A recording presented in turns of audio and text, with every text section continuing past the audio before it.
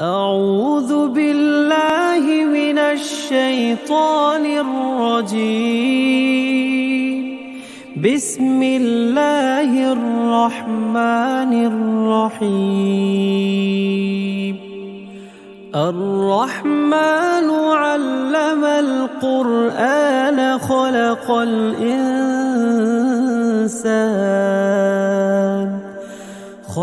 الإنسان علمه البيان. الشمس والقمر بحسبان والنجم والشجر يسجدان والسماء رفعها ووضع الميزان ألا تطغوا في الميزان وأقيموا الوزن بالقسط ولا تخسروا الميزان. والأرض وضعها للأنام فيها فاكهة والنخل ذات الأكمام والحب ذو العصف والريحان. فبأي آلاء ربكما تكذبان؟ خلق الإنسان من صلصال كالفخار وخلق الجان من مارج من نار. فبأي آلاء ربكما تكذبان؟ رب المشرقين ورب المغربين فبأي آلاء ربكما تكذبان؟ مرج البحرين يلتقيان بينهما برزخ لا يبغيان. فبأي آلاء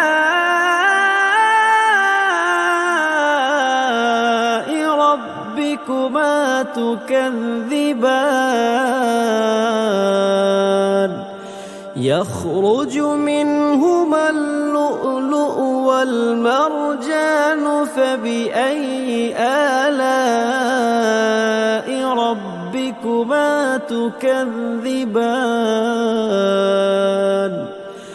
وله الجوار المنشآت في البحر كالأعلام. فبأي آلاء ربكما تكذبان؟ كل من عليها فان ويبقى وجه ربك ذو الجلال والإكرام. فبأي آلاء ربكما تكذبان؟ يسأله من في السماوات والأرض كل يوم هو في شأن. فبأي آلاء ربكما تكذبان؟ سنفرغ لكم أيها الثقلان. فبأي آلاء ربكما تكذبان؟ يا معشر الجن والإنس إن استطعتم أن تنفذوا من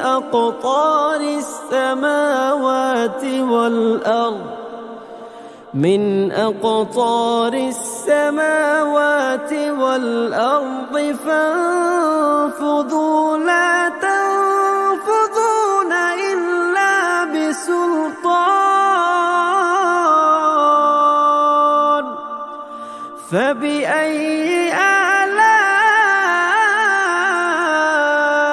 ربكما تكذبان يرسل عليكما شواظ من نار ونحاس فلا تنتصران فبأي آلاء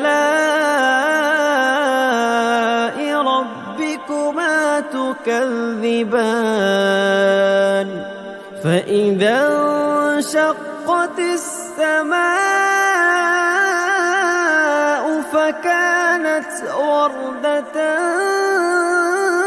كالدهان فبأي آلاء ربكما تكذبان فيومئذ لا يسأل عن ذنبه إنس ولا جان فبأي آلاء ربكما تكذبان يعرف المجرمون بسيماهم فيؤخذ بالنواصي والأقدام فبأي آلاء ربكما تكذبان هذه جهنم التي يكذب بها المجرمون يطوفون بينها وبين حميم آن فبأي آلاء ربكما تكذبان ولمن خاف مقام ربه جنتان فبأي آلاء ربكما تكذبان ذواتا أفنان فبأي آلاء ربكما تكذبان فيهما عينان تجريان فبأي آلاء ربكما تكذبان فيهما من كل فاكهة زوجان فبأي آلاء ربكما تكذبان متكئين على فرش بطائنها من استبرق وجنى الجنتين دان فبأي آلاء ربكما تكذبان فيهن قاصرات الطرف لم يطمثهن إنس قبلهم ولا جان فبأي آلاء ربكما تكذبان كأنهن الياقوت والمرجان فبأي آلاء ربكما تكذبان هل جزاء الإحسان إلا الإحسان فبأي آلاء ربكما تكذبان ومن دونهما جنتان فبأي آلاء ربكما تكذبان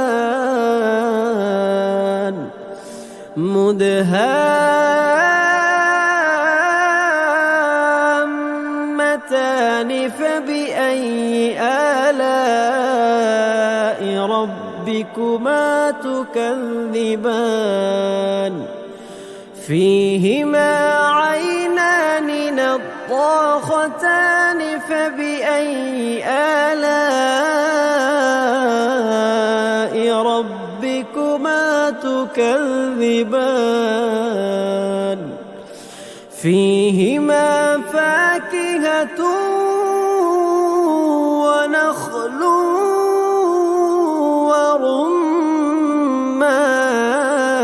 ورمان فبأي آلاء ربكما تكذبان فيهن خيرات حسان فبأي آلاء ربكما تكذبان حور مقصورات في الخيام فبأي